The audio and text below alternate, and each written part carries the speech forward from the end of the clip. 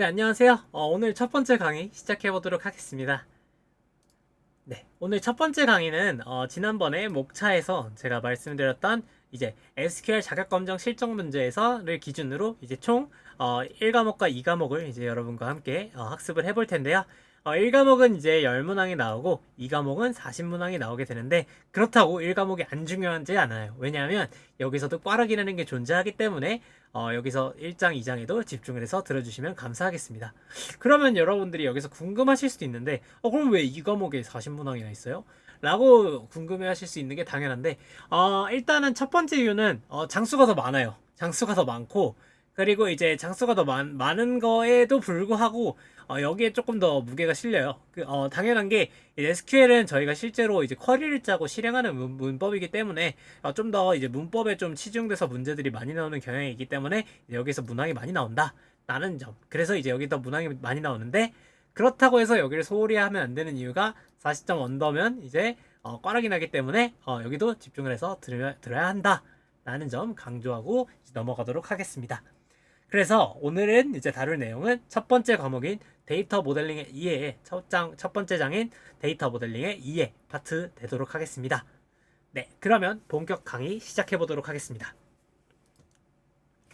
네, 그러면 이제 모델링이라는 단어를 이제 본격적으로 시작하면서 알아야 되는데요. 이제 모델링이란 우리의 현실 세계를 모방, 표현하는 것을 의미하게 됩니다. 저는 현업에서 머신러닝, 딥러닝을 모델링하는 모델러입니다. 데이터 사이언티스트라고도 하죠. 그러면 이제 머신러닝과 딥러닝을 모델링한다 라는 것은 무슨 뜻일까요? 이거는 저만의 단어로 이렇게 전 해석을 할 수 있을 것 같습니다. 저 같은 경우는 이렇게 풀 텐데요. 현실의 문제를 이제 데이터를 통해서 학습하고 해결하려고 하는 것을 저는 머신러닝, 딥러닝의 모델링이라고 정의를 할 수 있을 것 같습니다. 그러면 이게 뭔 소린지 옆에 그림을 통해서 한번 살펴보도록 하겠습니다.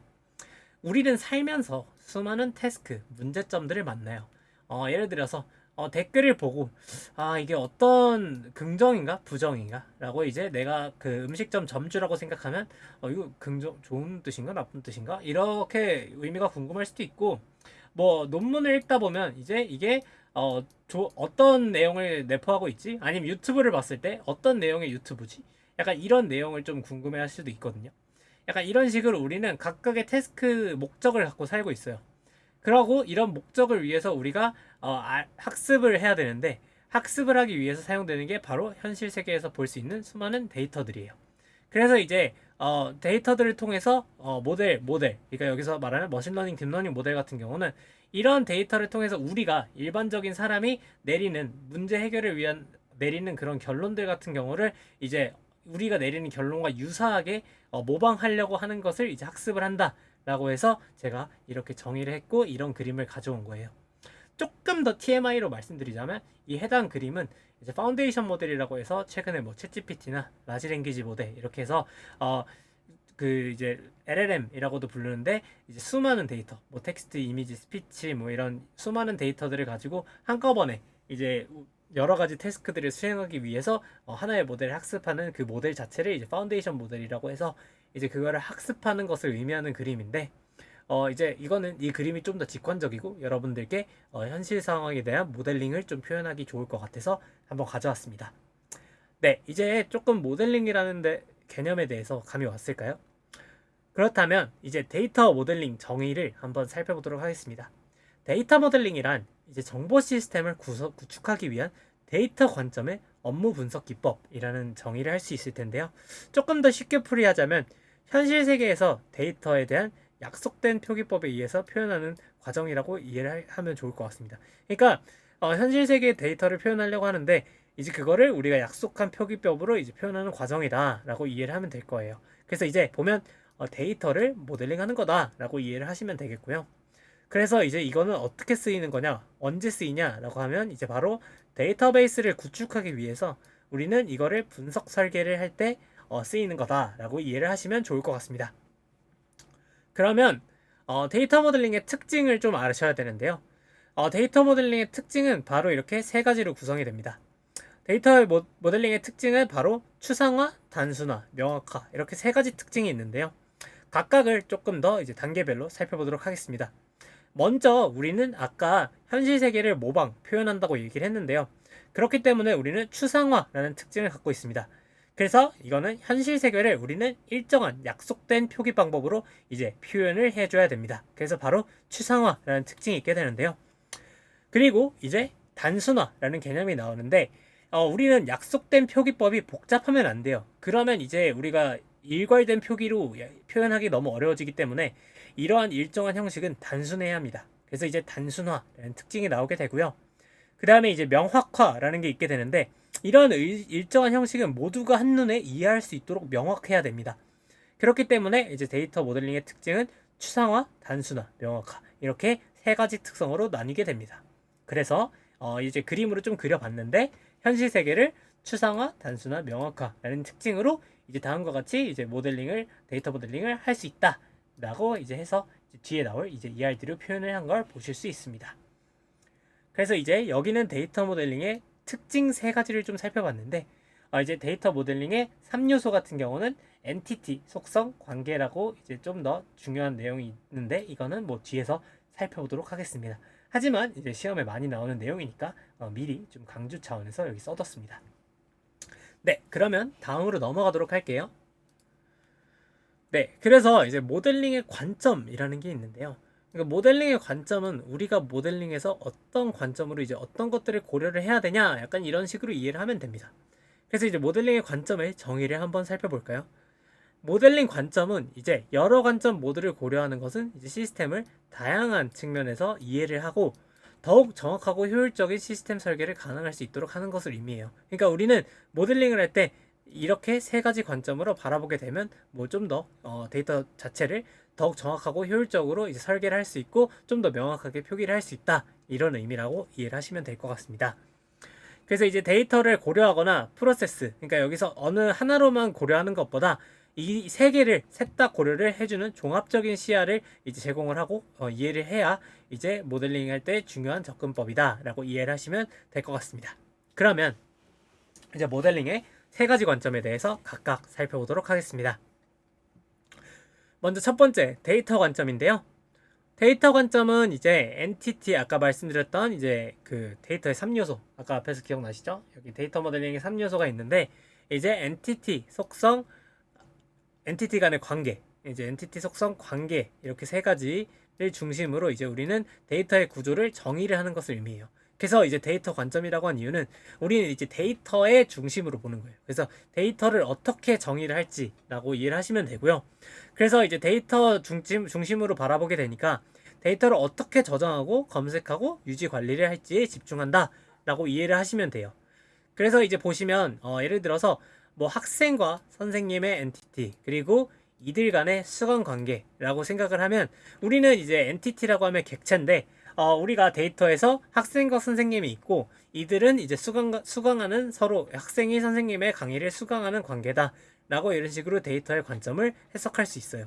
그래서 이제 우리는 각각의 엔티티 속성 그 다음에 엔티티 간의 관계를 중심으로 데이터를 바라볼 수 있다 라고 이해를 하시면 좋겠습니다. 그러면 이제 데이터를 바라보는 첫 번째 관점인 데이터 관점에 대해서 살펴봤고요. 그 다음에 이제 두 번째 관점을 한번 살펴보도록 하겠습니다. 다음은 두 번째 관점인 프로세스 관점이에요. 프로세스 관점은 조금 다르게 이제 시스템이 어떤 기능으로 이제 수행을 하는지, 이제 데이터가 시스템 내에서 어떻게 흐르는지 좀 더 그 흐름에 집중을 하는 게 바로 프로세스 관점이에요. 그래서 이제 작업의 순서, 뭐 조건, 규칙 등을 포함해서 이러한 흐름을 정의를 하는 거를 바로 프로세스 관점이다 라고 이해를 하면 되는데요.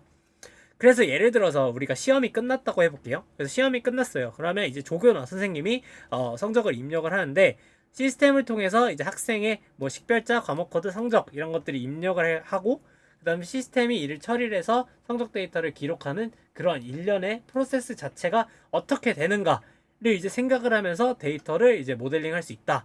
이런 관점으로 이제 우리는 플로우를 이제 이해를 하면서 이런 기능들이 필요했지. 아까는 객체가 뭐뭐뭐가 있었으니까 이런 것들이 어떤 관계고 이런 것들이 필요하겠네 라고 그 데이터 자체에만 집중을 했다면 얘는 입력을 할 때 이런 것들이 시나리오상에 필요하겠다 라고 이제 이해를 하면 되겠고요. 그 다음은 그럼 뭘까요? 당연히 이제 여러분들이 생각하셨던 것들처럼 이제 플로우와 데이터 간의 관계는 어떻게 될까라고 이제 설명을 하는 데이터와 프로세스를 한꺼번에 보는 데이터 앤 프로세스 뷰라고 이해를 하시면 좋을 것 같습니다. 그래서 이제 데이터 구조와 프로세스 동작이 어떻게 상호작용을 하면서 시스템을 구성할지에 대해서 집중하는 거다라고 이해를 하시면 되는데요. 그래서 데이터가 이제 프로세스에서 어떻게 사용되는지, 그리고 그 결과가 시스템 전체에 어떻게 영향을 미치는지에 대해서 종합적으로 고려하는 겁니다. 그래서 이제 예를 들어서 조금 더 아까 예에서 좀 더 설명을 드리자면, 이제 성적 입력 프로세스가 있으면 이제 학생과 과목 데이터가 어떻게 여기에서 어떤 단계에서 이렇게 들어가게 되는지, 그 다음에 어떻게 성적 데이터를 만들고 이제 다른 시스템에서 어떻게 사용되는지, 그거에 대해서 이제 각각의 고민했던 것들이 종합적으로 보여주는 과정이다라고 이해를 하시면 좋겠습니다. 그래서 아까 얘기했던 것처럼 어느 하나를 단편적으로 보기보다는 이 세 가지 관점을 동시에 봐야 좋은 이제 데이터 모델링을 할 수 있다라고 이해를 하시면 좋을 것 같습니다. 그러면 이제 데이터 모델링 시 항상 나오게 되는 유의사항 및 조심해야 할 사항들이 나오게 되는데요. 이제 그래서 주의사항들을 제가 좀 볼드를 미리 해놨어요. 그래서 보시면 먼저 데이터 모델링을 했었을 때 파급 효과를 고려하자라는 얘기가 있습니다.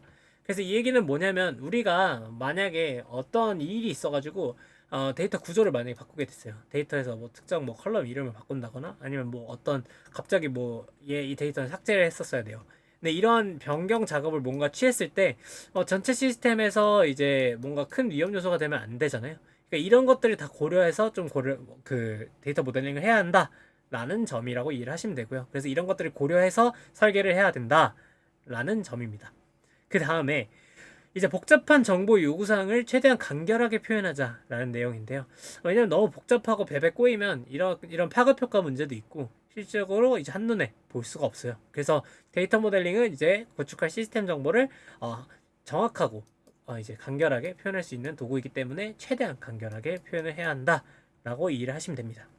그 다음에 뭐 제일 중요하지만 어려운 거죠. 좋은 데이터 품질을 확보해야 한다라는 건데요. 이제 데이터베이스에 담겨있는 데이터는 이제 기업의 중요한 자산이게 됩니다. 실제로 뭐 저희 회사도 이런 것들을 구축하기 위해 많은 노력들을 하고 있고, 그리고 모든 회사들이 다 노력을 하고 있는 만큼 데이터의 품질은 좋은 데이터 모델링, 그리고 실제로 좋은 머신러닝과 딥러닝 모델까지 이어지는 거기 때문에 기업의 중요한 자산이 될 수도 있습니다. 그래서 이제 보관하고 있는 자산의 품질이 좋지 않다면 그 가치 역시 떨어지기 때문에 좋은 데이터 품질을 확보해야 한다라는 거 이해를 해주시면 좋을 것 같습니다. 그러면 이제 아까 데이터 품질이 좋아야 된다라고 말씀을 드렸는데요. 그럼 어떤 것들이 데이터 품질을 저해시킬까라고 이제 얘기를 해볼 수 있을 것 같습니다. 그러면 데이터 품질 저해 요소 한번 살펴보도록 하겠습니다. 데이터 품질 저해 요소는 크게 중복, 비유연성, 그 다음에 비일관성 데이터가 있게 됩니다.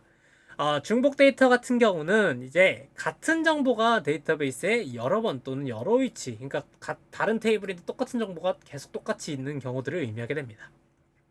그래서 이렇게 되면 똑같은 게 너무 많으니까 관리가 어려워지고 공간 낭비 및 데이터 동기화의 문제가 생겨요. 그래서 그 동기화의 문제라는 건 뭐냐면, 예를 들어서 이 데이터를 삭제를 하고 싶어요. 근데 동일한 데이터가 여기도 있으면 얘만 날린다고 얘가 삭제가 되지 않잖아요. 그러니까 이런 것들이 동기화 문제도 되고, 삭제를 해야 되는데 약간 남아있는 경우도 있을 수 있기 때문에 이런 문제들이 발생할 수 있습니다.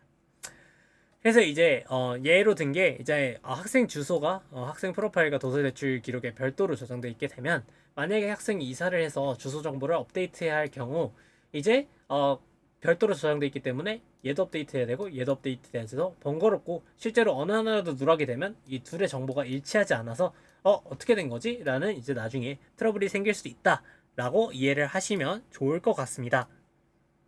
다음에 이제 비유연성인데요. 이제 비유연성 같은 경우는 시스템이 데이터 구조나 프로세스의 변화에 쉽게 적응하지 못하고 이제 작은 변경에도 큰 수정이 필요한 상태를 말합니다. 아까 말했던 파급 효과의 연장선이라고 보면 되는데요. 파급 효과를 잘 고려하지 못한 거다라고 이제 이해를 하시면 좋을 것 같습니다. 그래서 이제 시스템에 이렇게 그러니까 이런 데이터 구조나 프로세스의 변화에 시스템이 쉽게 적응하지 못하면 시스템의 확장, 그러니까 예를 들어서 뭐 새로운 기능을 추가하고 싶거나 아니 이런 버그가 생겼거나 이랬을 때 좀 더 유지 보수를 잘 하기 어렵다, 아니면 기능을 추가하기 어렵다라는 단점이 있게 됩니다. 뭐 예를 들어서 이제 직원 관리 시스템에서 직원의 역할을 단일열로 쓰고 있었는데, 이제 만약에 다중 하나의 역할만 수행하는 게 아니라, 당연히 저희 멀티태스킹을 많이 요하는 시대잖아요. 저도 많은 일들 하고 있는데, 이런 다중 역할을 수행하게 되면 실제로 한 로우로 한 열로 컬럼으로 관리하고 있었던 거를 멀티 컬럼으로 이제 바꿔야 되는 이제 프로블럼이 생길 수도 있어요. 물론 이것도 뭐 어떤 식으로 한 컬럼 내에 잘 뭐 넣을 수도 있긴 하겠지만, 그냥 진짜 단순한 예로 두 가지 컬럼으로 관리를 갑자기 하고 싶었다라고 했으면, 근데 만약에 유연성이 없는 시스템이라면 나 무조건 원 컬럼으로 넘겨야 되는데 라고 이렇게 강제를 해버리면 이렇게 두 컬럼으로 적용되는 시나리오는 적용을 할 수 없겠죠. 이런 식으로 유연성이 없으면 힘들다, 데이터 품질 자체가 저해된다 라고 이해를 하시면 좋을 것 같습니다. 그 다음에 비일관성이 있는데요. 비일관성 같은 경우는, 잠시만요, 색깔 좀 바꾸겠습니다. 네, 비일관성 같은 경우는 이제 데이터가 여러 소스로부터 수집이 될 때 소스 간의 정보 저장 형식이 불일치될 때 이제 사용자에게 혼란을 주는 형태입니다. 아까 말씀드렸던 것처럼 뭐 이런 식으로 이제 정보가 불일치하는 것도 이런 비일관성 문제라고 할 수도 있겠죠. 그래서 이렇게 되면 예를 들어서 뭐 학생 프로파일이랑 도서 대출 기록에 정보가 달라요. 그러면 당연히 이거 뭘 믿어야 돼? 이거 정보, 좀 슬랭으로 말하자면 정보 똥이잖아, 약간 이렇게 말할 수도 있는 거죠. 그래서 이런 데이터 자체의 이제 신뢰성과 정확성을 이제 신뢰도가 떨어지는 거죠. 못 믿는 거죠. 그렇게 돼서 이제 문제가 생길 수도 있다라고 이제 얘기를 하는 거고, 그래서 이제 마케팅 부서나 영업 부서에서 이제 각각의 고객의 연락처를 관리를 하는데, 이제 연락처가 다 다르면 이제 연락을 할 때 문제가 생길 수 있다라는 예시 밑에 한번 적어 보았습니다. 네. 자, 다음 넘어가겠습니다. 그래서 이제 그러면 아까 이제 품질이랑 이제 각각 데이터 모델링에 대해서 관점들에 대해서 좀 살펴봤는데, 데이터 모델링의 단계에 대해서 한번 설명해 보도록 하겠습니다. 데이터 모델링은 크게 세 단계로 구성이 됩니다. 아까는 뭐 제가 그냥 간단하게 현실 세계에서 뭐 데이터베이스 약간 이렇게 좀 추상화된 그림을 보여드렸는데, 이제 현실 세계에서 데이터베이스로 만들어지기까지는 단계적으로는 개념적 데이터 모델, 논리적 데이터 모델, 물리적 데이터 모델, 이렇게 세 단계로 구성이 됩니다. 이거는 그래도 시험에 좀 많이 나올 수 있어요. 죄송합니다. 그래서 이제 각각의 개념적인 설명 한번 들어가 보도록 하겠습니다. 우리는 현실 세계에서 살고 있어요. 근데 현실 세계에서 살고 있는데, 우리는 이거를 조금 더 추상화를 하는 각각의 좀 더 추상화 단계라고 이해를 해주시면 좋을 것 같습니다. 그러면 이제 현실 세계에서 개념적 모델링을 하게 되면 어떻게 되냐? 바로 개념 세계로 넘어가요. 그래서 개념 세계로 넘어가서 개념적 구조로 이제 구조화를 할 수 있게 됩니다. 그래서 개념적 모델링을 정의를 해보자면 큰 퍼즐의 윤곽이라고 할 수 있어요. 그게 무슨 소리냐면 현실에 있는 복잡한 데이터를 우리가 이해할 수 있는, 우리가 이해하기 쉬운 개념의 세계로 옮겨와서 가장 기본이 되는 요소들로 바로 단순화시키는 작업이다 라고 이해를 하면 돼요. 그게 바로 이제 개념적 데이터 모델링이고요. 그래서 이제 조금 더 이제 각각 단계별로 이렇게 살펴볼게요. 개념적 모델링은 이제 우리가 현실에 사는 것을 이제 좀 더 개념적인 추상적인 개념들로 이제 딱딱딱 떨어뜨려서 개념적으로 표현해보는 걸로 좀 표현하자면, 이거는 추상화 수준이 높아요. 그리고 아까 말했다시피 그 우리가 관점들 소개했잖아요. 그런 것처럼 우리가 어떤 태스크, 어떤 목적을 가지고 그 업무에 대해서 이제 우리는 이런 것들이 필요했지, 이런 개념이 필요했지, 약간 이런 식으로 업무 중심적이고 포괄적인 수준으로 모델링을 진행한다 라고 이해를 하면 됩니다. 그래서 우리는 이거를 전사적 데이터 모델링 또는 엔터프라이즈 아키텍처 수립 시 많이 사용을 하게 됩니다. 그러니까 좀 더 큰 개념에서 이걸 좀 더 정말 간단하게 간소화시킬 때 수행하는 개념 모델링이다 라고 이해를 하시면 되겠습니다. 그러면 우리가 일단은 개념을 추상화를 시켰어요. 그래서 이제 개념적 구조로 만들었는데, 아직까지 이제 이걸 우리가 막 뭐 이런 것들이 필요하지 뭐 약간 이런 식으로 추상화를 시켰다 해서 바로 이렇게 데이터베이스에 넣을 수는 없잖아요. 그래서 이제 그 중간 단계가 바로 논리적 데이터 모델링이에요. 그래서 이제 각각 퍼즐들을 만들었잖아요. 그러니까 이제 우리 살고 있는 것은, 제가 그림을 잘 그릴 자신이 없는데 생각보다 잘 그렸다, 그쵸? 이게 퍼즐을 만들었는데, 이 수많은 뭐 예를 들어서 뭐 100개의 퍼즐이 있다.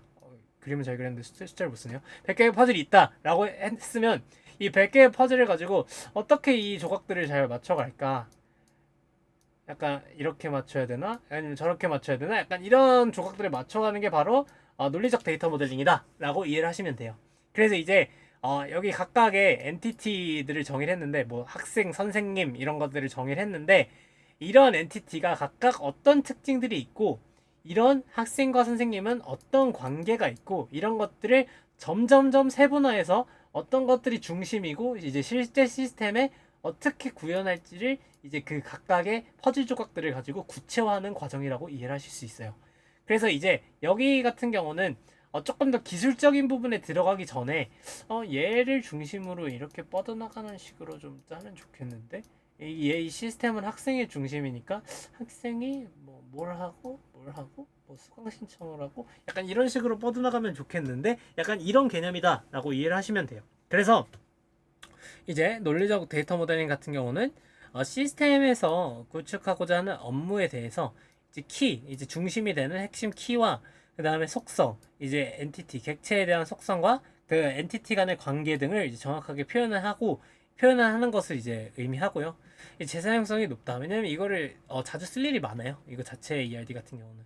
왜냐면 뭐 데이터베이스에서 어떤 식으로 정의를 하거나 뭐 바꾸거나 이런 식으로 각각의 개념적 구조이기 때문에 퍼즐들을 뭐 실제 우리가 뭐 백피스 예술 작품 퍼즐이 아니라 이런 퍼즐들을 어떻게 만드느냐에 따라서 또 어떤 결과가 나올 수 있기 때문에 재사용성이 자체가 높다. 그래서 이제 모델링 이걸 해놓은 구조가 아까 말씀드렸던 것처럼 특정 데이터베이스 기술에 얽매이지 않기 때문에 뭐 오라클에 썼다가 SQL 서버에 썼다가 약간 이런 식으로 한 시스템 또는 한 애플리케이션에 한정되지 않는다라는 것이 뭐 특징이라면 특징이라고 할 수 있습니다. 그 다음에 이제 물리적 데이터 모델링이 있게 되는데요. 물리적 데이터 모델링 같은 경우는 이제 뭐 실제로 저희가 막 코딩을 여기서 SQLD에서 코딩을 하라라고는 나오진 않지만 이제 개념적으로 중요하긴 합니다. 그래서 물리적 데이터 모델링 같은 경우는 우리가 DB에 어떻게 저장할지를 이제 결정하는 단계다라고 이해를 하면 되고요.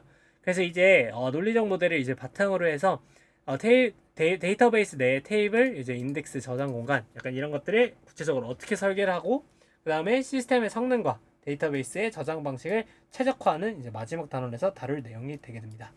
그래서 이제 실제로 데이터베이스에 어떻게 저장되고 데이터를 빠르고 효율적으로 접근하기 위해 어떤 방법을 사용할지를 결정하는 거다라고 이해를 하시면 될 것 같습니다. 그래서 이제 여기서 정의를 하고 있는 것은 데이터베이스에 이제 우리가 바로 임플리멘트 이식할 수 있도록 성능, 저장, 그 다음에 물리적 성격들을 고려해서 설계를 하는 것을 의미한다 라고 이제 정의를 하는 것을 확인하실 수 있습니다. 네, 이 흐름을 좀 제가 설명드린 것처럼 이해를 하면 이제 객관식이 나와도 충분히 이해하고 푸실 수 있을 거라 생각됩니다. 네, 그 다음에 이제 중요한 개념이 바로 스키마라는 개념인데요. 스키마라는 개념은 되게 자주 나와요. 그래서 이 스키마라는 개념이 뭐냐면 잠시만요.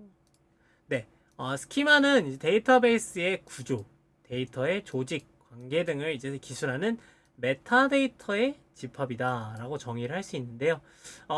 앞에 개념이 너무 어려우면 진짜 쉽게 말해서 데이터베이스의 설계도라고 정의를 할 수 있어요. 그래서 이제 DB를 이해하고 사용하는데 필수적인 정보를 제공한다.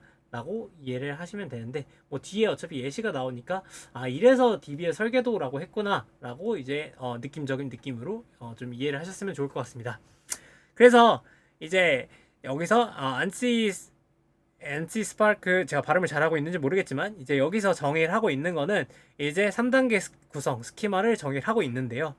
이제 데이터 독립성 모델을 외부 스키마, 그 다음에 개념 스키마, 내부 스키마 이렇게 세 가지 단계로 구성을 하게 됩니다. 그래서 이 각각에 대한 스키마를 이제 간섭되지 않게, 이거 중요하고 간섭되지 않게 아키텍처를 기술하게 되는데요. 그럼 각각의 스키마에 대해서 한번 살펴보도록 하겠습니다. 그러면 이제 외부 스키마 같은 경우는 뭐냐면 이제 우리가 그 유저가 바라보는 뷰 단계, 그러니까 여러 개의 사용자들이 우리를 바라보는 그 뷰, 사용자의 관점이다라고 이해를 하시면 되고, 그래서 이제 아까 말씀드렸다시피 개별 유저들이 바라보는 각각 개인들의 DB 스키마다라고 이해를 하시면 돼요. 그러니까 예를 들어서 어떤 시스템이 있으면 시스템이라고 하면 이제 어떤 유저 A가 나는 이 목적으로 들어왔어. 이 목적으로 들어왔어. 이 목적으로 들어왔어.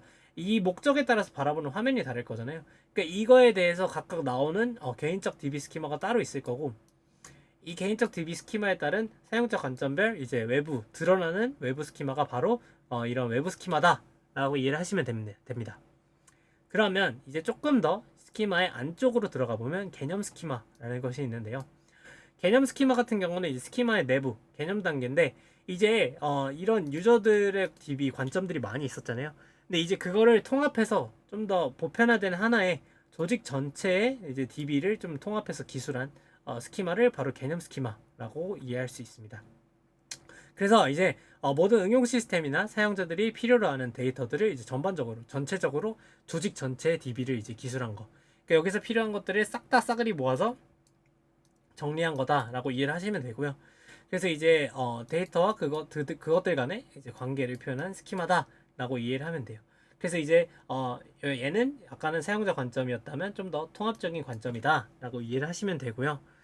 그 다음에 이제 내부 스키마는 조금 더 안쪽으로, 이제 이거는 외부적으로 나오는 거였다면 시스템 단에서 좀 더 안에 드러나는 안에 들어가는 DB가 물리적으로 어떻게 저장이 되고, 실제로 시스템이란 말을 해서 죄송한데, 얘는 바깥으로 이제 외부로 들어가는 디스플레이나 아니면 키오스크나 약간 이런 느낌이고, 얘는 그 안에 저장되는, 안에서 데이터를 끌고 오는 DB라고 이해를 하시면 되겠고요.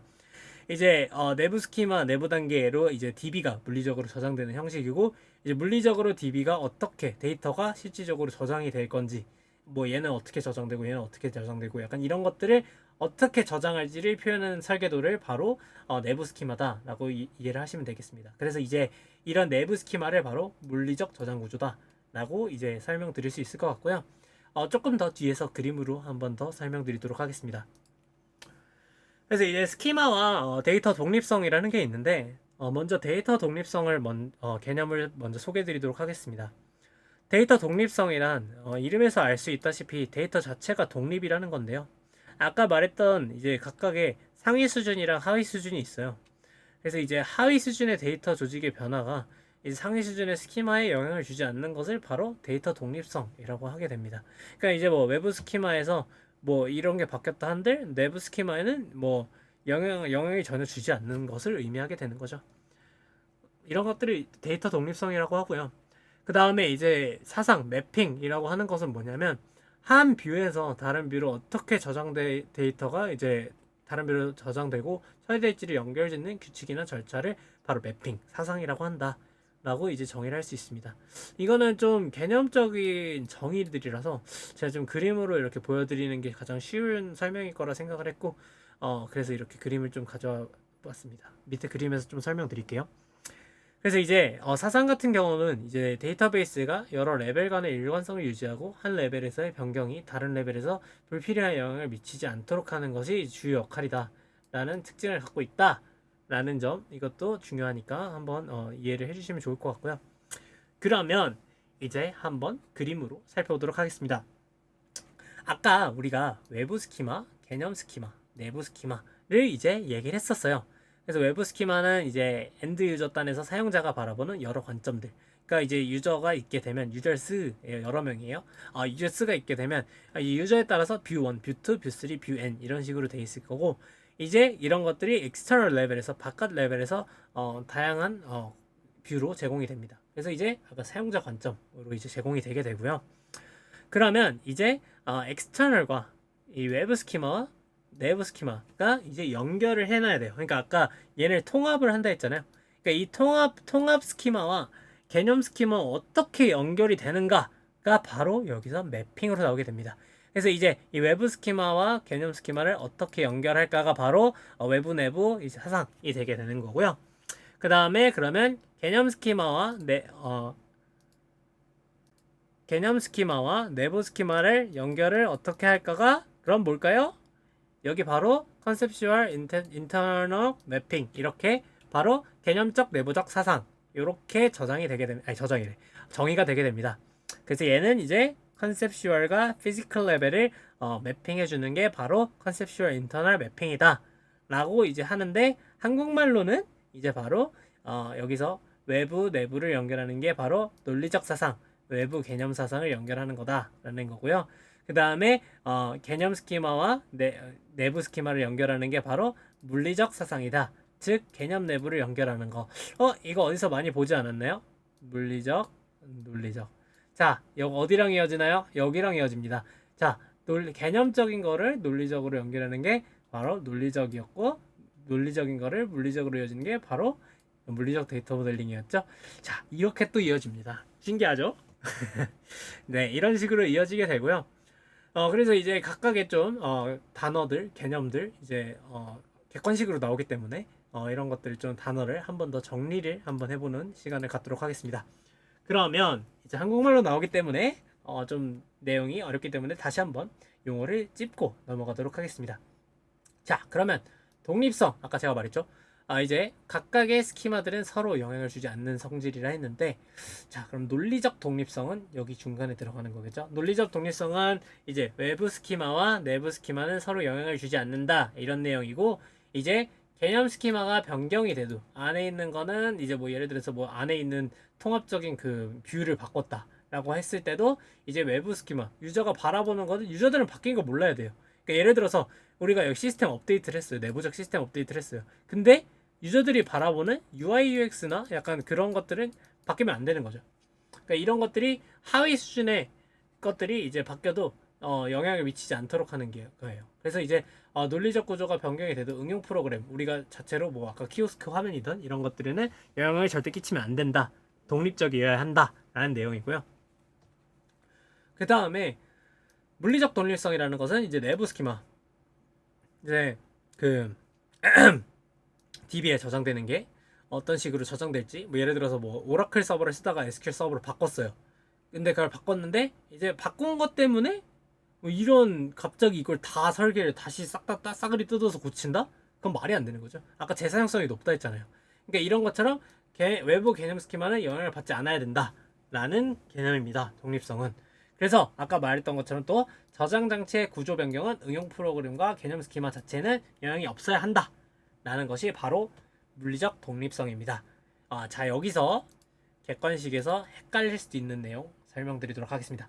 자, 저장 장치의 구조 변경은 개념 스키마에 영향이 없다라고만 하면 여러분 맞다라고 생각을 할 수 있겠지만, 여기 독립성의 개념을 보시면 하위 수준의 조직 변화가 상위 수준에 영향을 주지 않는 성질이라고 말했어요. 그러면 하위 수준이면 여기 응용 프로그램도 하위죠. 그러니까 얘도 포함이 되는 개념이다. 그래서 객관식 때 응용 프로그램 틀렸네? 라고 하는 실수 조심하시길 바랍니다. 네, 그렇게 정리를 해드리면 될 것 같고요. 그 다음에 이제 사상에 대해서 한글로 좀 정리를 해보도록 하겠습니다. 외부적 개념적 사상, 논리적 사상 같은 경우는 외부적 뷰와 개념적 뷰의 상호 관련성을 정의를 하게 되는데, 상호 관련성이란 이제 각각의 스키마가 어떻게 연결되어 있는지, 이제 즉 어떻게 데이터가 한 형태로 다른 형태로 변환되는지를 정의를 하는 것을 의미하게 됩니다. 그래서 이제 뭐 아까 말했던 이 상호 관련성이 이거고, 이제 그거에 대해서 이제 각각 뭐 아까 다 설명드렸던 거라서 이건 다시 굳이 설명을 할 필요는 없을 것 같고, 예시만 좀 설명을 드리자면 외부 스키마에서 제공되는 최근 주문 목록이라는 뷰는 아까 말했죠, 뭐 주문 이런 거. 그래서 이제 실제로 주문 테이블과 주문 날짜에 따라서 필터링되는 결과를 보여주는 개념 스키마 자체에 이제 매핑이 됩니다. 그러니까 이제 여기 안에 주문이랑 그 주문 날짜라는 게 따로 있는데, 여기서 보여지는 거는 이런 것들을 끌고 와서 되는 거다 라고 이해를 하시면 되겠습니다. 그 다음에 주문 테이블이 어떤 DB에 저장될지, 뭐 MS SQL이나 뭐 AWS나 그런 데에 저장될 건지, 뭐 그런 것들은 이제 여기에 저장이 돼 있는 거죠. 그러니까 여기 저장이 돼 있고, 뭐 이들은 뭐 서로 독립적인 거다. 근데 뭐 독립적인 건 여기서 나온 거 그냥 다시 얘기한 거고, 그냥 이런 것들이 어떻게 어디에 저장돼 있을지를 이제 정의한 것이 바로 여기 요런 물리적 사상에 저장이 되어 있다 라고 이해를 하시면 될 것 같습니다. 네, 저도 말하면서 이 해당 페이지에서 너무 오래 말한 것 같아서 힘들어서 좀 뒤에 말이 빨라진 것 같은데 충분히 이해하셨을 거라 생각을 하고 넘어가 보도록 하겠습니다. 네, 그러면 다음은 데이터 모델링의 3요소와 ERD인데, 이거는 잠깐 쉬고 진행하도록 하겠습니다. 잠시만요. 네, 그러면 강의 계속해서 진행해 보도록 하겠습니다. 네, 잠시만요. 잠시만요. 펜 색깔을 바꾼다는 걸 형광 펜색을 바꿨네요. 아, 네. 그래서 이제 저희는 데이터 모델링의 3요소와 이제 ERD에 대해서 한번 살펴보도록 하겠습니다. 아까 제가 앞에서 이거 중요해라고 한번 초록색으로 보여드렸던 게 바로 이 데이터 모델링의 3요소인데요. 데이터 모델링의 3요소는 바로 다음과 같습니다. 아까 앞에서 조금 entity, attribute, 그 다음에 relationship 이 단어들이 나와서 저게 뭐지? 뭔가 느낌은 알겠는데 왜 저런 용어들을 계속 쓰시는 거지? 약간 이렇게 느끼셨던 분들이 계실 것 같아요. 죄송합니다. 근데 이제 흐름상 저렇게 개념들을 설명을 하고 이렇게 넘어가더라고요. 그래서 저도 약간 구성을 어떻게 해야 될지 고민하다가 이걸 또 앞에 넣자니 갑자기 ERD가 나오는 것도 좀 웃기고 그러다 보니 약간 이렇게 좀 두서가 없는 것 같지만 나름 좀 고민을 해본 결과입니다. 그래서 다시 얘기를 하자면 이제 데이터 모델링의 핵심 3요소는 바로 entity, attribute, 그 다음에 relationship 이렇게 정의가 되고요. 바로 한글로 하면 entity, 속성, 그 다음에 관계 이렇게 세 가지가 핵심 요소가 되게 됩니다. 조금 더 풀어서 말씀드리자면 업무에 관여하는 어떤 것들이 있는지, 무엇이 있는지, what에 해당하는 게 바로 entity가 되는 거고요. 어떤 것들, what들이 가지는 성격이 바로 attribute이 되는 거고요. 그 다음에 이제 그런 what들이 이제 things들이 어떤 관계를 갖는가가 바로 이제 relationship이 되게 됩니다. 그래서 이제 다음과 같이 이제 표기가 이런 식으로 되는데 이제 그거는 여기 밑에서 설명을 드리도록 하겠습니다. 그래서 우리는 이런 엔티티들이 어떠한 릴레이션십을 갖는지 그림으로 표현을 하는 것을 이제 우리가 한눈에 보기 쉬우니까 이제 우리는 이제 그림으로 그려서 표현을 해요. 그래서 우리는 이걸 바로 ERD라고 하는데요. ERD를 이제 정의를 하면 Entity Relationship Diagram이라고 해서 ERD 이렇게 줄여서 말하게 됩니다. 그래서 ERD를 정의를 해보게 되면 ERD는 데이터 모델링 과정에서 생겨나는 엔티티, 속성, 그리고 관계라는 데이터 모델링의 핵심 3요소들을 이제 시각적으로 나타내는 도구이다 라고 이제 설명을 할 수 있고요. 이제 ERD를 통해서 우리는 복잡한 데이터 구조와 정보의 흐름을 한눈에 파악할 수 있다는 장점을 갖고 있습니다. ERD의 기본 기호는 이제 이 피터첸 표기법이 가장 직관적으로 좀 보이기 때문에 전공 교과서에서 많이 나오고 이제 그렇기 때문에 피터첸 표기법으로 먼저 소개를 드리는 거고요. 그래서 이거는 내가 교재에서 보던 그림이 아닌데 라고 하시는 분들도 있겠지만 일단 ERD에 대한 개념을 설명드리기 위해서 가져온 거였기 때문에 당황하지 않고 좀 들어주시면 좋을 것 같습니다. 그래서 일단은 ERD의 기본 기호는 피터첸 표기법으로 일단 지금 설명드리도록 하겠습니다. 다양한 ERD에는 다양한 표기법들이 있어요. 그래서 이제 뒤에 조금 설명을 드리긴 할 텐데 일단은 피터첸 표기법은 그 중에 하나고 이제 다음과 같이 이제 각각 직사각형, 타원, 다이아몬드, 선, 그다음에 선 위의 마커 이런 식으로 표현하게 됩니다. 그러면 직사각형이 뭔지 살펴보도록 하겠습니다. 직사각형은 이제 하나하나의 엔티티를 표현하게 돼요. 그리고 엔티티는 아까 말했던 객체, 그 다음에 객체는 테이블을 의미하게 됩니다. 그래서 이제 예를 들어서 professor라는 테이블이 있게 되면 우리는 그 what, professor라는 이제 객체가 있게 되고 이 professor라는 객체가 구성하는 테이블에 있는 그 애트리뷰트들이 존재하게 되는데 이제 그거는 조금 더 뒤에 살펴보도록 해요. 그래서 이제 옆에 아까 봤던 것처럼 타원이라는 게 있게 되는데 타원은 이제 엔티티가 가지고 있는 속성 값들을 나타내요. 그러면 이 프로페서가 무슨 속성들을 갖고 있지? 이 교수는 프로페서 아이디라는 걸 갖고 있고 그 다음에 이름을 갖고 있고 어느 디파트먼트에 소속이 되어 있을 거야 라고 이런 프로페서를 설명하는 속성들을 이제 표현하게 됩니다. 그런 다음에 나오는 다이아몬드는 뭐냐면 이제 엔티티 간의 관계를 나타내는데요. 우리 교수가 학생을 이제 가이드 해준다라는 게 바로 이 관계가 되겠습니다. 그런 다음에 이 선 같은 경우는 이제 관계와 속성을 이어주는 게 바로 선의 역할이다 라고 이해를 하면 되고요. 그 다음에 선 위에 이런 식으로 마커라는 게 있어요. 이제 마커가 있는데 이런 마커는 이 관계를 조금 더 설명을 해주는 역할이다 라고 이해를 하면 되는데 이제 관계의 차원과 참여도를 나타내게 됩니다. 차원과 참여도에 대한 개념은 뒤에서 살펴보도록 하겠습니다.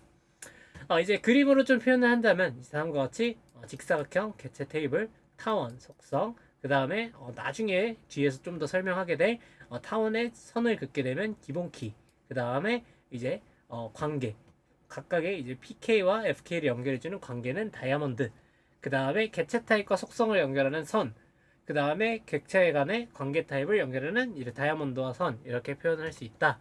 이게 바로 피터첸 표기법이다 라고 이해를 해주시면 좋을 것 같습니다. 그러면 아까 이제 어렴풋이 얘기를 했는데 차원에 대해서 먼저 살펴보도록 하겠습니다. 차원이요. 여기에 대해서 먼저 살펴보고 그 다음에 참여도에 대해서 살펴볼 거예요.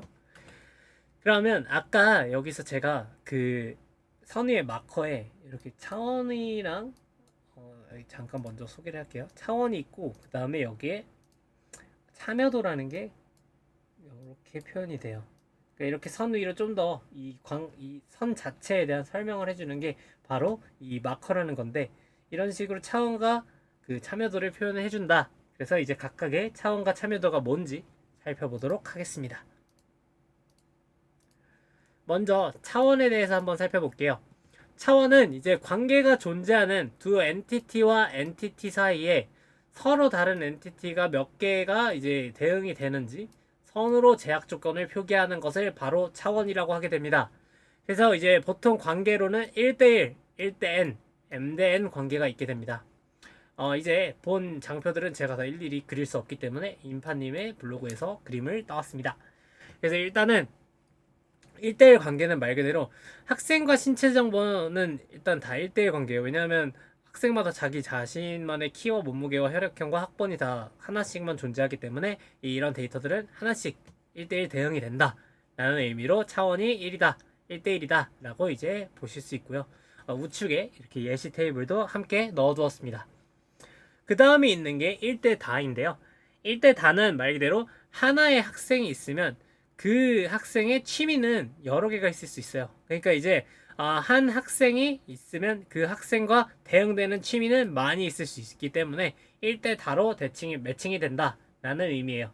그러면 이제 보면 기련이라는 친구가 있는데, 이 친구는 낚시도 있고 등산도 있대요, 취미로. 이런 식으로 하나하나씩 매칭이 되는 게 아니라 하나 이상의 것들로 이제 매칭이 되는 걸 1대 다 매칭이다 라고 정의를 할 수 있습니다. 그 다음에 다대다가 있는데요.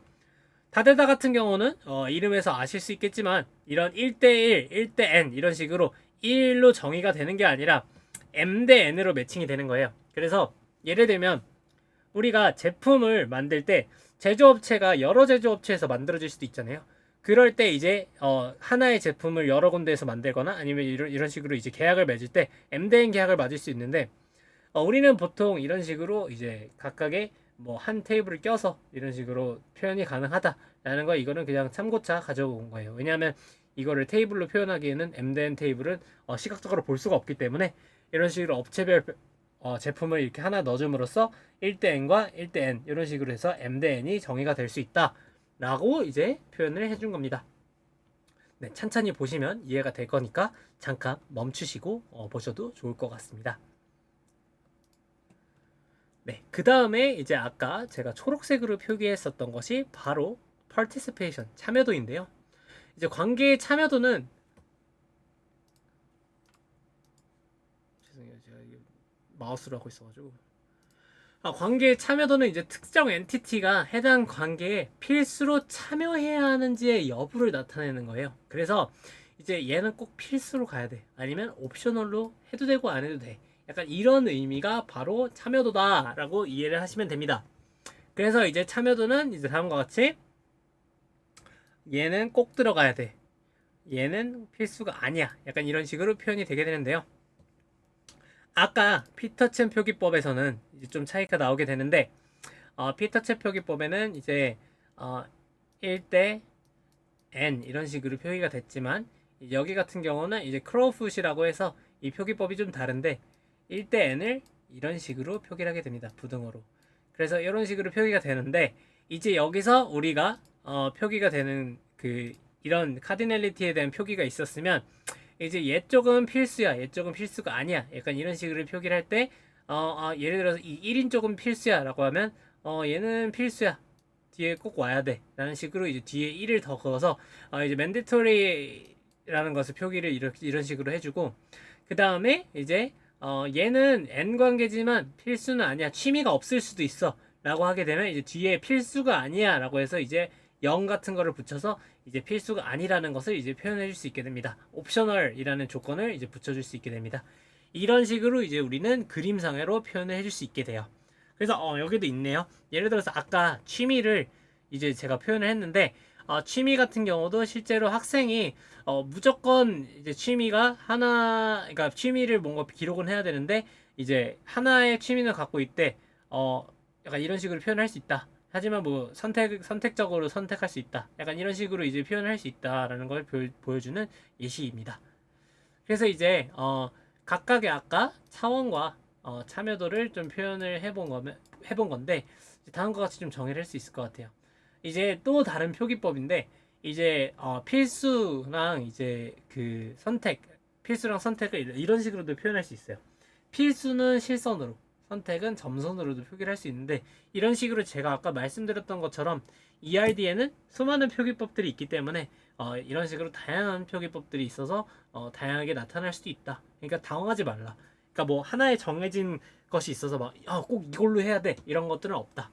그래서 그래도 이 n의 관계는 이런 식으로 부등호로 표현이 되고 그 다음에 필수의 표현은 이렇게 선 또는 영어로 표기되거나 아니면 선택적인 거는 점점점, 필수적인 거는 선으로 이런 식으로 표현이 되는 것도 있구나. 하지만 제가 오늘 보여드린 것들은 대부분 이제 많이 사용되는 것들로 이제 강의를 구성했기 때문에 이 외의 것들에서는 웬만하면 나올 일이 없다 라는 점 이제 안심하고 진행하셔도 될 것 같습니다. 그래서 아까 말씀드렸던 게 바로 지금 나오는데요. 그래서 이제 ERD의 주요 표기 방법의 차이가 크게 이제 메인으로 세 가지가 있어요. 그래서 이제 챔 표기법, 그 다음에 인포메이션 엔지니어링 표기법, 그다음에 바커 표기법 이런 것들이 있는데요. 챔 표기법이 가장 고전적인 거예요. 그래서 이제 ERD의 가장 초기이자 가장 기본적인 방법이어서 제가 학생 때 배웠던 전공 책에는 다 이제 챔 표기법으로 저는 배웠어요. 그래서 이제 챔 표기법에서는 이제 엔티티를 사각형으로 관계를 마름모로 속성을 타원 또는 원으로 나타내고 이제 아까 주요 키는 밑줄을 표기하는 방법으로 이제 나타내는 것이 바로 챔 표기법이 되겠고요. 그리고 이제 좀 더 관계에 대해서 아까 카디널리티나 아니면 그 릴레이션십들에 대한 옵셔널리티들을 이제 나타낼 때는 이제 엔티티 사이를 아까 선으로 나타내고 그 위에 마름모로 관계를 기술하고 그 다음에 아까 눈에 잘 보이게 얘 같은 경우는 카디널리티는 1대1, 1대 n, m대 n을 직접 쓰는 걸로 이제 카디널리티를 정의를 해주게 됩니다. 네, 그게 바로 챔표기법이고요. 챔표기법은 아까 이런 식으로 직접 표기를 한다라고 얘기를 했습니다. 그 다음에 인포메이션 엔지니어링 표기법. 보통은 이렇게 길게 안 말하고 I 표기법이라고 해요. I 표기법 같은 경우는 제임스 마틴에 의해서 개발이 됐고 이제 인포메이션 엔지니어링 즉 이름에서 말하다시피 정보공학에서 많이 사용이 돼요. 그래서 이제 챔 표기법과 유사한 대부분 공통 요소를 갖고 있고 이제 조금 더 세분화된 규칙을 사용한다라는 특징이 있고요. 그 다음에 이제 다중성을 표현할 때 좀 더 명확하게 하고 엔티티 간의 최소 최대를 관계를 표시할 때 이제 이런 식으로 괄호 표기법을 하게 돼요. 그래서 이런 식으로 조금 더 자세하게 표현할 수 있다는 점에서 복잡한 데이터 구조를 정확하게 설명할 수 있다는 장점이 있다고 합니다. 그 다음에 이제 대부분 시험에 많이 나오는 애는 솔직히 말하면 바커 표기법이 많이 나와요. 근데 이제 저는 개념을 좀 설명드리려고 이제 가장 고전적이고 기본적인 형태를 좀 소개해드린 거고 이제 시험에는 이제 바커 표기법이 많이 나올 거예요. 이제 바커 표기법은 아까 제가 그림으로 보여드렸던 이제 해당 크로우풋 기법이랑 거의 유사한 이제 표기법이라고 생각을 하면 됩니다. 그래서 바커 표기법은 리처드 바커가 이제 개발한 방법으로 이제 오라클 이제 이 시험의 메인이 되는 오라클 케이스 도구로 사용이 됐고요. 이제 실용성과 명확성에 중점을 둔 개발된 이제 방법이다. 그래서 이제 엔티티는 사각형으로 속성은 사각형 내부에 있는 목록 형식으로 이제 나열을 하게 되는 특징을 갖고 있고요.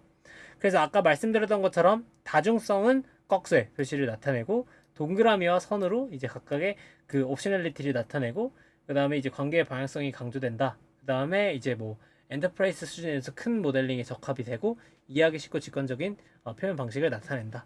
그래서 이런 표기법들이 있으니까 너무 당황하지 않고 그 다음에 이게 어떤 표기법인지 맞추라는 문제는 웬만하면 안 나오니까 크게 걱정할 필요 없다라는 점 이해하시고 이런 그 각각의 카디널리티나 참여도 이런 개념들에 대해서 이해를 하고 있으면 좋으실 것 같습니다. 그 다음에 이제 그러면 우리가 ERD를 어떻게 작성할지 ERD 작성 순서에 대해서 살펴보도록 하겠습니다. ERD 작성 순서는 이제 다음과 같이 좌측에 제가 순서를 좀 적어놨는데요. 작성 순서를 먼저 좀 살펴보자면 엔티티를 그려요. 엔티티를 그리고 엔티티 자체를 배치를 하고 관계를 정의하고 관계명을 기술하고 그 다음에 참여도를 기술하고 필수 여부를 기술하는 식으로 이제 정의를 할 수 있습니다. 그래서 이제 얘 같은 경우는 아까랑 좀 다르게 일부러 제가 좀 다른 표기법으로 점점점점으로 일부러 표기를 해보았습니다. 좀 다양한 표기법들이 익숙해지시라고. 그래서 일단은 이제 이건 좀 제가 여러분들에게 예시로 좀 보여드리기 위해서 작성하고 있기 때문에 실제 현실 세상에 있는 거 살짝 다른 ERD일 수도 있는 점 미리 이렇게 좀 써놨고요. 그래서 이제 각각의 세부 설명들 진행하도록 하겠습니다. 먼저 첫 번째 엔티티를 그린다 라는 것은 이제 한번 살펴보겠는데요. 엔티티란 아까 말씀드렸다시피 데이터베이스에서 저장하고자 하는 실제 세계의 객체, 즉 뭐 우리가 말하는 thing을 말하게 되는데 이제 한 객체는 하나의 테이블을 말하게 돼요. 그러니까 뭐 교수 정보 아니면 뭐 학생 정보 이런 것들이 다 테이블로 표기가 되잖아요. 그런 객체를 말하게 됩니다. 여기서 말하는 객체는 항상 테이블을 말하게 됩니다. 여튼 그런 식으로 이제 객체를 정의를 하게 되는데 예를 들어서 우리가 이제 대학을 얘기를 한다면 이제 각각의 엔티티로 학생, 뭐 학생, 교수, 과목 이렇게 세 가지 엔티티를 설명할 수 있을 것 같습니다. 그래서 우리는 이제 사각형 박스 안에 엔티티의 이름을 기술을 할 수 있습니다. 이렇게 정의를 했고요. 그 다음에 그러면 엔티티들을 이제 다 정의를 했어요. 엔티티들을 정의를 한 다음에 어떻게 배치를 할까 고민을 할 수 있어요. 그게 두 번째 단계입니다. 그래서 엔티티를 배치를 하게 되는데 우리는 이제 관계들을 고려를 해서 엔티티들을 적절하게 배치를 합니다. 이런 식으로 배치를 하고 그 다음에 관련 있는 엔티티들을 가까이 놓고 관련이 없는 것들은 이제 멀리 배치를 하는데 전 다 관련이 있다고 생각을 해서 이렇게 삼각형으로 배치를 했고요. 그 다음에 엔티티들의 관계를 파악을 하고 연결선으로 표기를 해요. 근데 저는 이게 다 그래도 필수적인 관계는 아니라 관계가 있다라고 생각을 해서 연결을 했습니다. 그래서 이제 예를 들어서 뭐 학생과 교수 과목 사이에는 수강한다. 뭐 교수와 학생 사이에는 뭐 지도한다. 이런 식의 관계가 있겠죠. 그래서 이런 식으로 관계를 먼저 있는지를 설정을 하고요. 그 다음에 이제 각각의 관계에 대해서 관계명을 기술해 주는 게 다음 단계입니다. 그래서 뭐 교수와 학생은 어드바이스 지도한다. 뭐 교수와 과목이면 교수가 가르치는 과목. 그 다음에 학생과 과목이면 학생이 수강하는 과목. 약간 이런 식으로 각각의 영어가 조금 더 직관적일 것 같아서 영어로 관계를 좀 정의를 해봤고요. 그 다음에 이제 우리는 그 참여도를 좀 정의를 할 수 있을 것 같아요. 참여도 같은 경우는 아까 말했다시피 어, 예, 예, 예, 죄송해요. 이거 참여도가 아니라 그거겠네요. 아, 참여도 맞죠? 카디널리티 맞네요. 예, 맞죠. 참여도. 예, 참여도 맞는데 이제 그래서 한 엔티티의 인스턴스가 관계에 몇 번 참여할 수 있는지 자체를 표기를 하는데 예를 들어서 이제 교수와 학생은 뭐 1대 n 한 교수가 n명의 학생을 가리키는 거기 때문에 이제 1대 n 관계를 갖고 있다라고 이제 정의를 할 수 있고 교수가 과목을 가리키는 것도 한 교수가 여러 개의 과목을 가르칠 수 있으니까 1대 n 관계다. 학생도 여러 개의 과목을 들을 수 있으니까 1대 n 과목이다. 약간 이런 식으로 정의를 할 수 있다라고 이제 정의를 하는 게 바로 참여도를 정의를 하는 거고요. 그다음에 마지막으로 이제 우리는 이게 과연 필수인가? 라고 생각을 하는 게 바로 필수 여부입니다. 그래서 이제 관계에 대해서 반드시 참여해야 되는 건지 선택적인지 이제 생각을 해서 이제 점점점으로 표기를 할 수 있는데요. 뭐 학생은 이제 학교를 다니려면 하나라도 적어도 들어야 되기 때문에 필수이고요. 교수가 이번 학기에는 뭐 쉰 연구년일 수도 있고 이렇기 때문에 점점점점이고 그때면 마찬가지로 가르치는 과목이 없을 수도 있기 때문에 점점점점으로 표기를 했습니다. 네, 이런 식으로 이제 ERD의 작성 흐름은 다음과 같이 정의를 할 수 있고 좀 더 글만 써놓으면 밋밋하고 이해도 잘 안 될 것 같기 때문에 제가 나름대로 예시를 한번 만들어 보았습니다. 네, 그 다음에 이렇게 되면 조금 더 현실적인 제가 시스템을 이제 한번 가져와 봤는데요. 이 그림은 실제 책에 있는 좀 예시로 좀 이를 어떻게 해석하면 좋을지 한번 같이 해석해보는 시간을 가지면 좋을 것 같아서 가져와 봤습니다. 그래서 이제 예를 들어서 회원이랑 대여에 대해서 한번 관계를 살펴보도록 하겠습니다. 그래서 이제 회원 번호가 이제 여기 네, 회원 번호 있고 여기도 여기다 회원 번호 있고 이게 아까 말했던 그 사각형으로 표기되는 게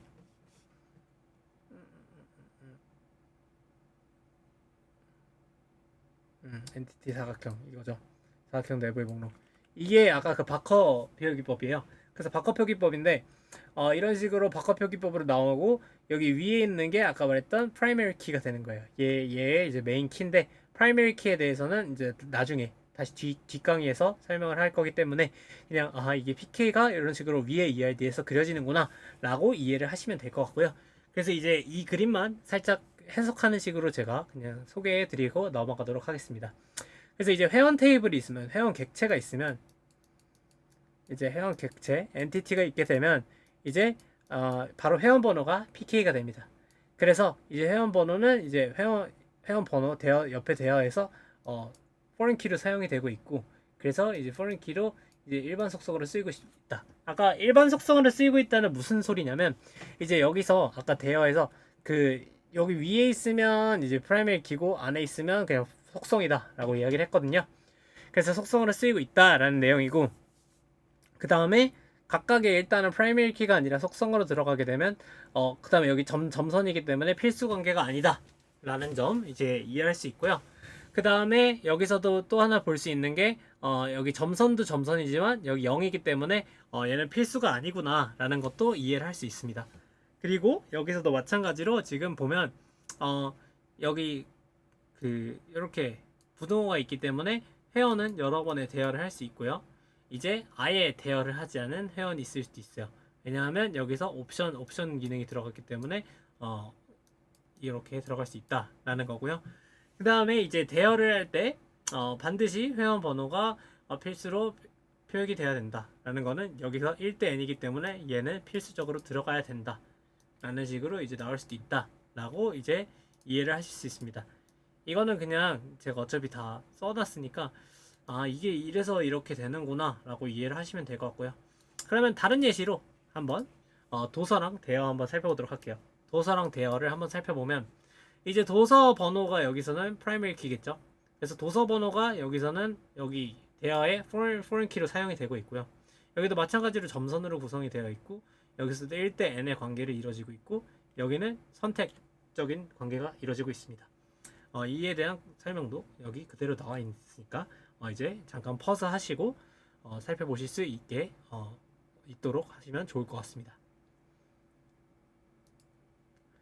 네, 그러면 이제 우리가 실은 엔티티와 속성과 그 다음에 관계에 대해서 어렴풋이 이제 다 개념과 설명을 드리긴 했지만 이제 그거에 대해서 각각 좀 디테일하게 설명하는 시간을 갖도록 하겠습니다. 먼저 제일 중요한 엔티티에 대해서 설명을 해보도록 하겠습니다. 그러면 엔티티가 정확한 정의는 뭘까요? 엔티티는 실체, 객체의 어떠한 개념을 가진 명사에 해당합니다. 아까 말했죠? 띵이라고 했잖아요. 띵은 바로 명사입니다. 그러니까 그런 명사에 해당하는 이제 실체, 객체라는 what에 해당되는 명사를 의미하고요.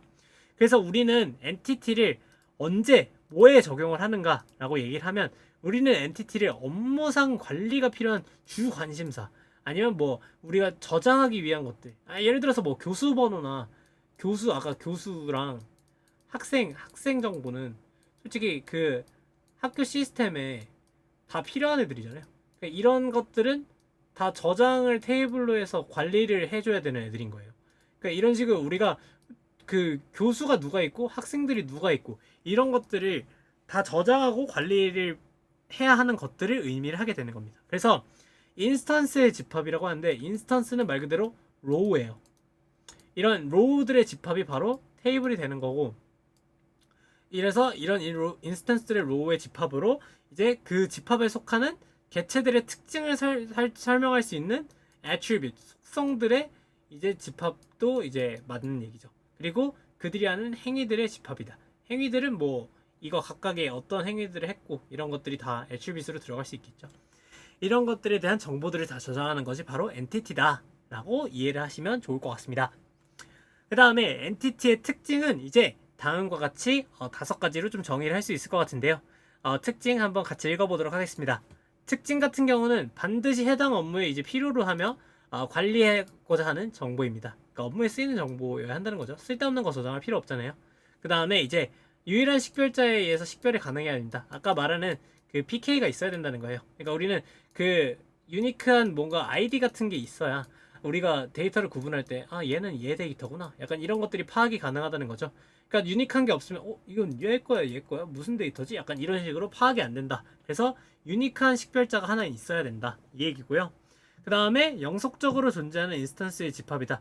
그러니까 이게 로우 하나만 있으면 데이터가 되지 않아요. 그러니까 로우가 2개 이상이어야 이제 테이블이 되니까 얘가 객체구나 라고 해야 된다는 얘기입니다.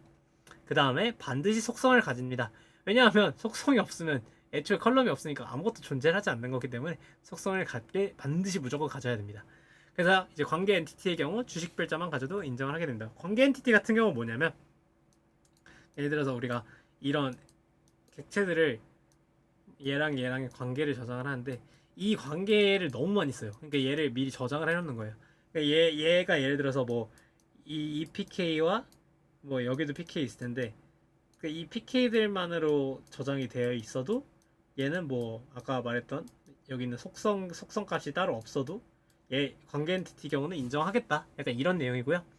근데 일반적인 경우 이 PK에는 속성 값이 PK 말고도 뭔가 있어야 된다 라는 내용입니다. 이런 내용이고요. 그 다음에 이제 다른 엔티티와 한 개 이상의 관계를 가져야 됩니다. 그러니까 이게 우리가 아까도 계속 효율성을 얘기를 하지만 객체를 저장을 했어요. 근데 저장을 했는데 얘 혼자만 덩그러니 있으면 뭐에 쓰일지 전혀 모르잖아요. 그러니까 뭔가 얘도 다른 테이블과의 같은 연관이 좀 있어야 써먹을 때가 있으니까 다른 엔티티와 적어도 한 개 이상의 관계를 가져야 진정한 엔티티로서의 의미가 있다 라고 이제 우리는 설명을 할 수 있게 됩니다. 그러면 엔티티를 이름 붙일 때 어떻게 해야 되는지 엔티티 명명법 한번 살펴보도록 하겠습니다. 엔티티 명명법은 업무에서 사용하는 용어여야 됩니다. 갑자기 이상한 막 알락까빠 약간 이런 용어를 쓰면 안 되겠죠. 그 다음에 약어를 사용하지 말아야 됩니다. 회사에서 흔히 많이 쓰는 좀 문제가, 그러니까 많이 자주 사용하지 않는 약어들을 이제 쓰면 뭔 소리인지 몰라요. 데이터를 받으면 그런 것들이 주로 문제가 되는데 이런 약어들을 사용하지 말아야 됩니다. 그 다음에 이제 단수 명사를 사용해야 되고요. 그 다음에 고유성을 가져야 돼요. 그러니까 이제 엔티티가 막 갑자기 교수 1, 교수 2 이런 식으로 되면 이게 뭐지? 약간 이런 식으로 될 수 있기 때문에 반드시 유니크해야 합니다. 그 다음에 이제 생성 의미대로 이름을 부여해야 됩니다. 그러니까 갑자기 막 교수인데 막 학생 이럴 순 없잖아요. 약간 이런 식으로 이름을 지을 때 조심해야 된다. 그 다음에 이건 상식 퀴즈이기 때문에 좀 이상한 거는 바로 객관식에서 웬만하면 걸러내실 수 있을 거라고 생각합니다. 그러면 엔티티에서 조금 더 디테일하게 들어가 보도록 하겠습니다.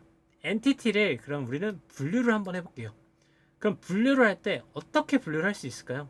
아까 말했다시피 명사인데 얘를 좀 어떻게 분류를 한번 해볼 때 한번 생각을 해보죠. 우리는 유형이 있다 없다로 좀 구분할 수 있을 것 같아요. 그다음에 이제 개념적인 건지 아니면 사건인지 약간 이런 식으로 좀 구분할 수 있을 것 같은데, 유형 엔티티 같은 경우는 이제 물리적인 형태를 갖고 있거나 안정적이거나 지속적인 것들을 이제 유형 엔티티라고 해요. 뭐 상품, 회원 이런 것들을 유형 엔티티라고 하고, 그 다음에 개념 엔티티 같은 경우는 뭐 개념적인 정보, 뭐 보험 상품, 뭐 무슨 조직, 뭐 이런 것들이 바로 개념 상품이고요. 그 다음에 이제 뭐 사건 같은 경우는 뭐 주문 건수, 뭐 오더 아이디, 뭐 오더, 약간 아니면 반품, 뭐 이런 것들이 다 사건이겠죠. 그런 일련의 사건들을 저장하는 이제 시계열 데이터, 약간 그런 것들을 다 엔티티다라고, 사건 엔티티다라고 정의를 할 수 있습니다. 얘는 이제 유무형에 따른 분류고요. 그 다음에 우리는 발생 시점에 따른 분류를 할 수 있어요. 그래서 발생 시점에 따른 분류는 뭐냐면 이제 기본이 있는데, 이거는 이제 업무에 원래 존재하는 게 있어요. 그러니까 관계에 의해서 생성되지 않고 독자적으로 이제 만들어질 수 있는 거. 그래서 이제 타 엔티티를 만들기 위해서 부모 역할을 하는 게 바로 기본 엔티티인데, 아까 말했던 이제 뭐 유형 엔티티들이 대표적인 거겠죠. 뭐 이런 기본적으로 갖추고 있는 상품, 이미 존재하고 있는 회사 사원들, 이런 것들이 바로 기본 엔티티고, 그 다음에 중심 엔티티는 이제 업무에 있어서 중심 역할을 하는 건데, 기본 엔티티로부터 이제 파생된 것들을 말해요. 그러니까 이제 다른 엔티티들 간의 관계를 통해서 많은 행위 엔티티들을 만들어내는 것이 바로 중심 엔티티인데, 예를 들어서 상품과 주문이 있으면 그걸 통해서 같이 뭔가 만들어서 뭐 주문 목록이 나오거나 약간 이런 식으로 다른 행위 엔티티들을 많이 만드는 게 바로 중심 엔티티다 라고 이해를 하시면 되고, 그 다음에 행위 엔티티는 이제 뭐 2개 이상의 부모 엔티티로부터 만들어지는 건데, 보통은 뭐 기본 엔티티와 중심 엔티티로 만들어지거나 약간 이런 식으로 뭔가 필요에 의해서, 어떤 행위에 의해서, 뭐 이벤트, 예를 들어서 이벤트 리볼빙 이벤트 유저들, 약간 그런 유저들에 대한 데이터를 모은다거나 약간 이런 식으로 했었을 때 그런 데이터들이 이제 추출되는 것을 바로 행위 엔티티다라고 정의를 할 수 있을 것 같아요. 그래서 이거를 좀 더 그림으로 분류해 놓은 게 이제 우측 그림이다 라고 이해를 하시면 될 것 같습니다. 다음은요, 이제 속성인데요. 속성 같은 경우는 이제 데이터베이스의 엔티티 또는 객체의 특성을 나타내는 항목을 의미합니다. 그래서 이제 각 속성은 그 자체로 이제 완벽한 의미를 갖게 되는데, 이제 요구하는 정보를 나타내기 위해 더 이상 분리할 수 없는 최소한의 단위예요. 이거 중요한데, 그래서 이제 분리할 수 없는 최소한의 단위가 이게 뭔 소리냐 라고 이제 얘기를 하자면, 제 같은 경우는 이제 예를 들어서 이름이란 속성은 학생을 식별하는 데 필요한 가장 기본적이고 중요한 정보예요. 그래서 예를 들어서 제 이름 정의석을 뭐 한국 이름 같은 경우는 조금 다르게 성으로도 분리를 할 수 있겠지만, 뭐 예를 들어서 영어 이름으로 해볼게요. 데이빗을 분할을 해봐요.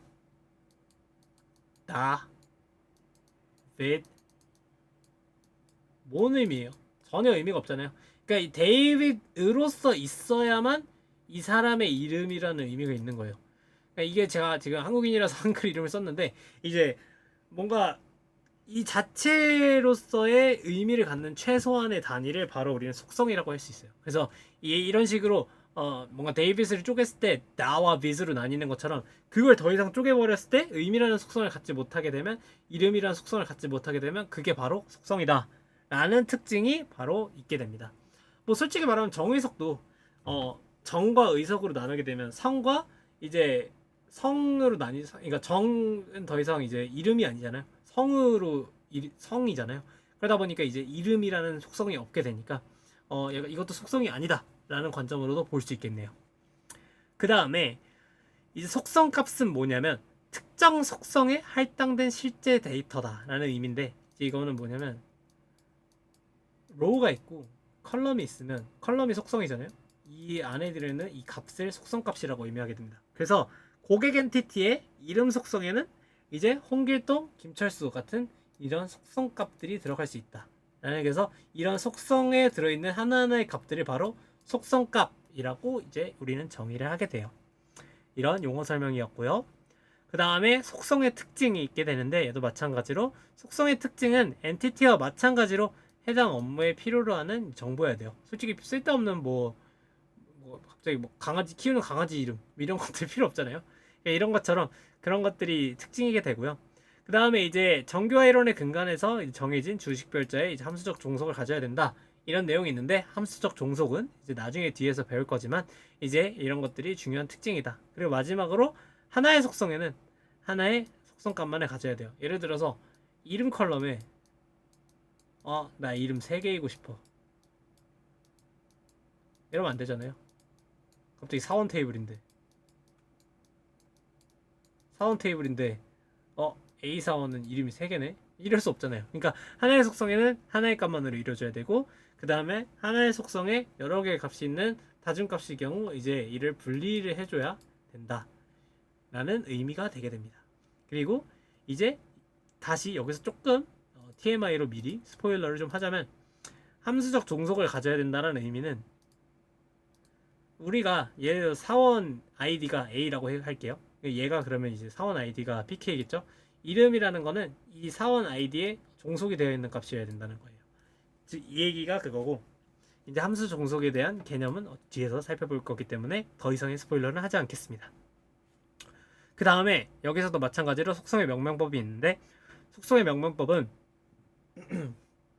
해당 업무에서 자주 사용하는 이름을 사용해야 되고, 서술식 속성명은 사용하지 않아야 된다. 약간 이름을 부를 때 사람을 칭하는 뭐 별명 약간 이런 식으로 부르지 않아야 되고, 그 다음에 약어 사용은 이제 가급적 제한을 해야 되고, 얘도 속성도 유일성을 확보해야 돼요. 약간 동일한 이름의 컬럼이 여러 개 있으면 안 된다, 이런 내용입니다.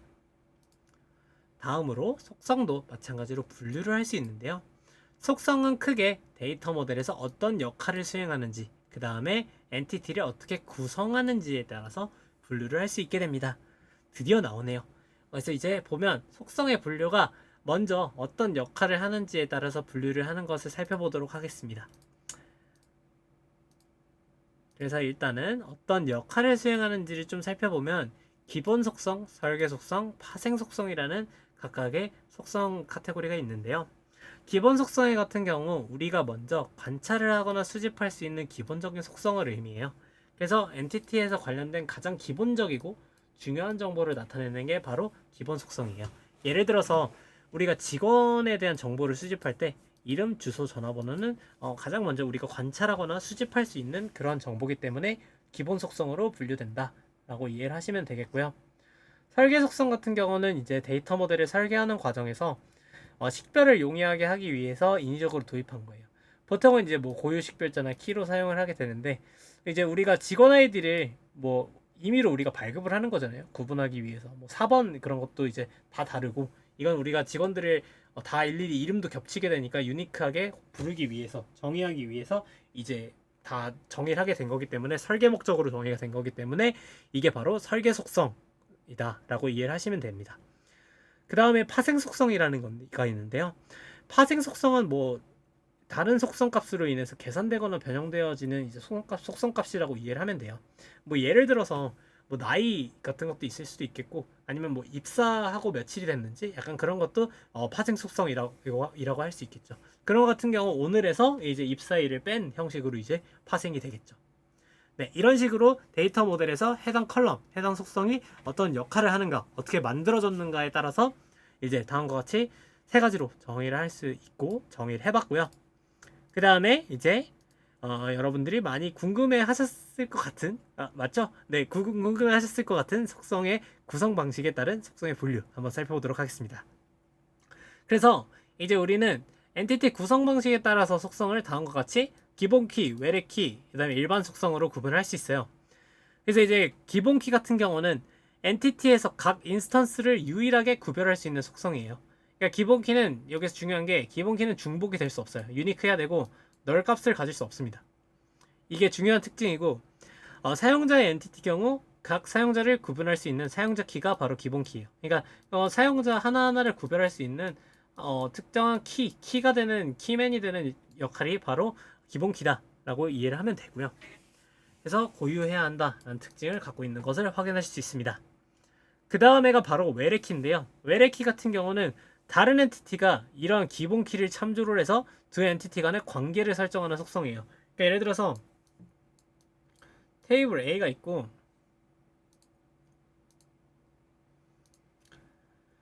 테이블 B가 있어요. 아까 배웠으니까 ERD 표기법으로 한번 해볼까요? 그러면 여기에 PK가 있어요. 근데 이제 이 관계가 뭔가 이런 식으로 있어요. 그러니까 얘랑 연관이 있어요. 그러면 이런 PK 값이 참조가 되겠죠?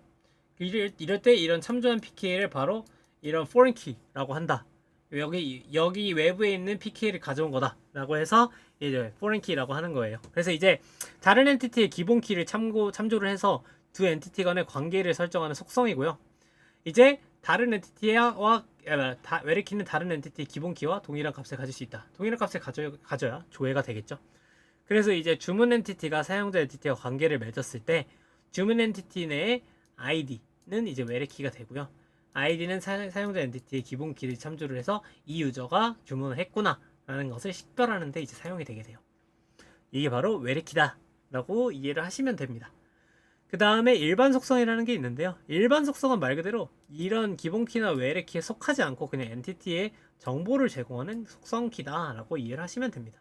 그래서 그냥 엔티티의 특성 자체를 나타내고 그 다음에 추가적인 정보를 포함하는 내용이다. 그래서 뭐 이름, 번호, 뭐 이런 주소 이런 것들이 다 고유 정보를 나타내는 그런 것을 나타내지만 이런 식별과 관계 설정에는 사용되지 않는 그런 특징을 갖고 있는 것이 바로 일반 특성이다 라고 이제 정의를 해볼 수 있을 것 같습니다. 자, 이제 두고두고 마지막인데요. 진짜 고생 많으셨습니다. 마지막은 이제 관계입니다.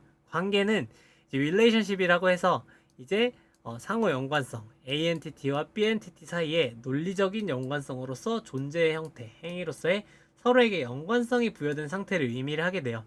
이제 관계 페어링의 집합을 논리적으로 표현한 게 바로 관계라는 것입니다.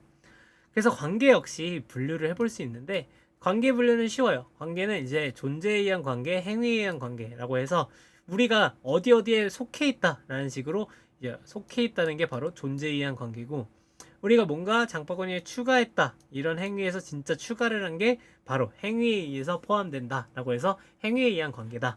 약간 이런 식으로 정의를 할 수 있게 됩니다. 그러면 이제 관계의 표기법은 아까 우리가 말했던 바로 차수와 선택 사항으로 이제 정의를 할 수 있게 되는데, 이제 관계명 같은 경우는 이제 우리는 멤버십이라고도 이름을 칭하는데, 이거는 관계의 이름, 관계에 참여하는 형태를 지칭하게 되고, 관계의 차수 카디널리티는 1대1, 1대 m 대 n 이런 식으로 표기가 되고, 관계의 선택 사항 같은 경우는 옵셔널리티에서 필수 관계, 선택 관계 이런 식으로 정의가 된다 라는 점 이제 다시 복습 차원에서 언급드리고 오늘 강의 마치도록 하겠습니다. 정말 들어주시느라 수고 많으셨습니다. 감사합니다.